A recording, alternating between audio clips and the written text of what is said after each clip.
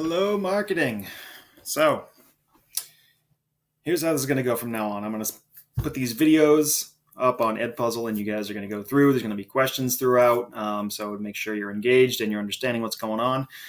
It is my expectation that you're going to be taking notes as you're going through these. There's a very strong link between what you remember and what you see, hear, and write down. So I expect you guys to continue writing this stuff in your notes. So with that, let's go ahead and get started on Chapter 17. So Chapter 17 gets us into promotion and the promotional mix. You guys remember the 4 Ps, don't you?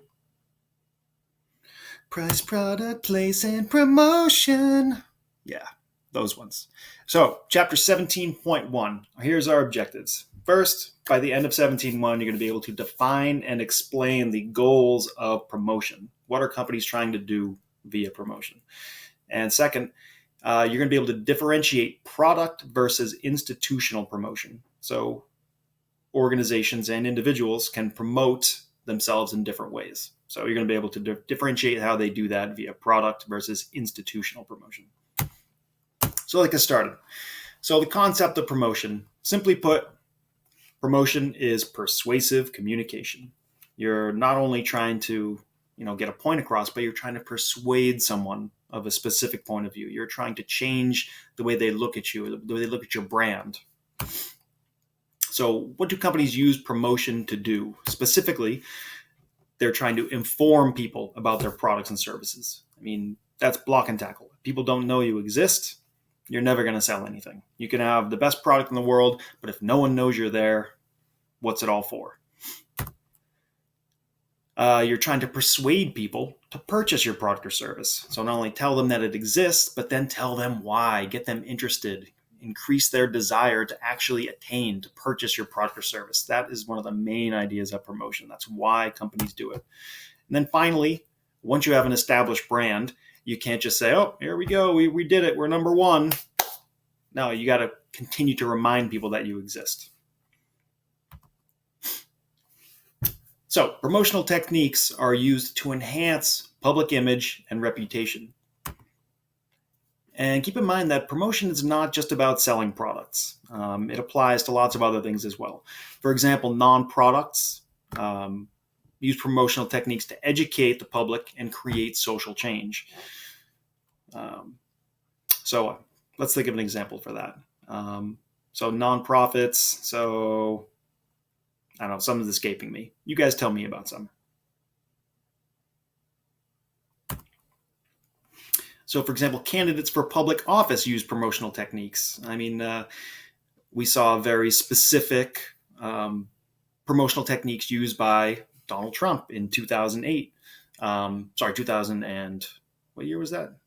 2016? Jeez. 2016, and also currently by Bernie Sanders. I've heard political pundits say that Donald Trump's campaign was all about the Mexicans are trying to steal our stuff. And then Bernie Sanders really took a page out of his book, and he's saying, oh, the rich people are trying to steal our stuff. And it's fear-based tactics that they're using, and that's how they're promoting themselves. They're sort of the evangelist of these specific issues. Donald Trump's going to stop the Mexicans from stealing our stuff. Bernie Sanders is going to stop the rich people from stealing all the poor people's stuff. But politics aside, not my point, is just understand that promotion is not just for business, right? It's used by nonprofits, used by candidates for public office. I mean, we use it in our everyday lives. I mean, I promote myself all the time as a teacher because, we kind of don't like to think of it this way, but in a way, teachers are competing with other teachers for students. I mean, I want you guys to sign up for more of my classes. So I try to promote myself as, some great teacher, and I promote my individual classes as being, very beneficial to your future. So it's not just about selling products. So keep that in mind. So the 4 goals of promotion, they can be summed up in this acronym, AIDA. First A stands for attention. You need to get people's attention, make them aware of your product. And then interest. You want to generate their interest in your product. And then the real tough part is converting that interest into actual desire. create an emotional connection, change them from just knowing about it to being aware and maybe liking it to actually wanting it. All right, that's probably the toughest part, but then getting them to actually want your product. And then finally, action. You have to have a call to action. Any promotion, a good promotion, needs to have a call to action. What do you want people to do as a result of the promotion that you're executing? And that is, of course, something that leads them down the buying path, right? And is part of the buying process. You need to have a very distinct call to action that you want them to accomplish, and that is a step toward purchasing your product. So remember that. AIDA, attention, interest, desire, action. Very important acronym. All right, so now let's talk about product versus institutional promotion. Now, I'm also going to post, I haven't decided how I'm going to do it yet. That'll be clear when the time comes, but I'm going to post 2 videos, and you guys are going to have to differentiate whether it is a product promotion or an institutional promotion. And I assume it'll be pretty easy for you guys. But first of all, what is product promotion? So product promotion, it has many things that it's trying to get across. First of all, it can introduce products. So if you have a product launch, if you're introducing a new product to the market, you need to do a product promotion. So specifically, what is the product? What does it do? What are the features? What are the benefits? Why should people want it? You have to get their interest, increase their desire, and of course, the call to action. What are the features and benefits of the product? You need to clearly state what they are. It's kind of rare because most people who spend money to put placements on television have very sophisticated marketing teams, and they know what they're doing. But every now and then I'll try to come up with some examples, but you'll see a commercial and at the end of it you're like, what was that a commercial for? And it might have been funny. I've even found myself telling stories about, oh, did you see that funny commercial when this and that? And I'm like, what was that even a commercial for? I don't even know. That's a bad commercial. All right. You need to connect it to your actual brand and be able to convey features and benefits. You're not just trying to entertain people with your promotion because that's a waste of money. You want them to actually purchase your products as a result of your promotion. But what are the actual features? What are the actual benefits of your product? Of course, you need to inform people as to where to go to get your product, how they can attain your product. If it's specific retailers, if you have a website, you want to drive them there. You want them to know exactly where they're going to go to get your product. That is a key part of product promotion as well. It's like when people send, and it would happen more than it should, like when I was taking resumes. I mean, what's a resume other than a promotion for you as an employee? People would send a resume and all it would have was their name. It doesn't have an email address, didn't have a contact address. It had nothing. It's like, boy, I would actually like to talk to this person, but they're too stupid to even put their phone number on their resume. So there goes that. But people have to know where they're going to get your product.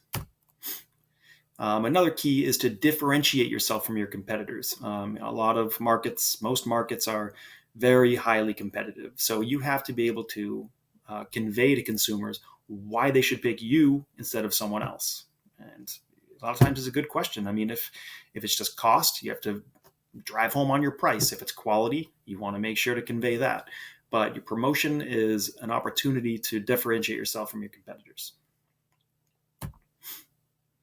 Answer questions. Sometimes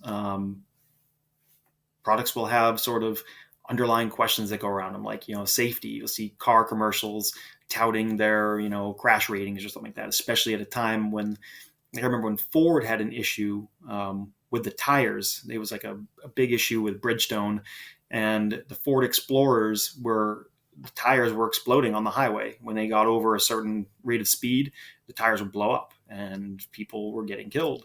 And of course, Ford has to go on this big campaign. They're touting their safety records and all that sort of stuff.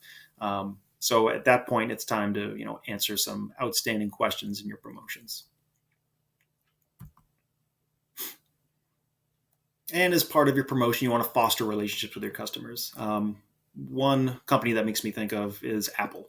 Apple is very good at capturing a specific target market. That they're big on the innovators and the early adopters, the high-tech crowd, and they use their promotion often as a way to deepen that relationship, and they try to appeal to that target market in their promotion. And then secondly, institutional promotion. So institutional promotion looks a little different than product promotion.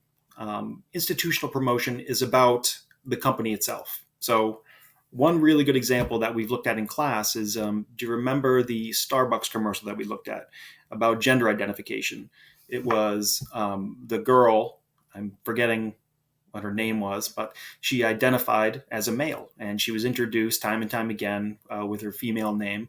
And then she went into Starbucks, and they asked what name they wanted on her coffee, and she used her male name. So Starbucks is doing that to really create a favorable image for themselves with that target market, with that segment of the market.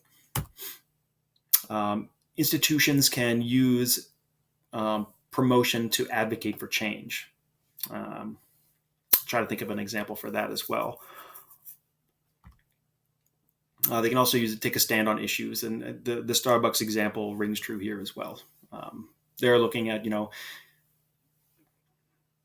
not only gender equality, but the ability for all people to identify they want to identify, and to be appreciated and looked at as the same as everybody else. All right, so this was a quick one. So part 1 of chapter 17, we have 2 major objectives here. So first, define and explain the goals of promotion. And second of all, you would need to be able to differentiate product versus institutional promotion. All right, well, that sums up chapter 17.1. 17.2 will be coming soon. If you have questions, feel free to email me and let me know what you thought of the video, if you want me to do things differently, or any comments at all. All right, guys, take care.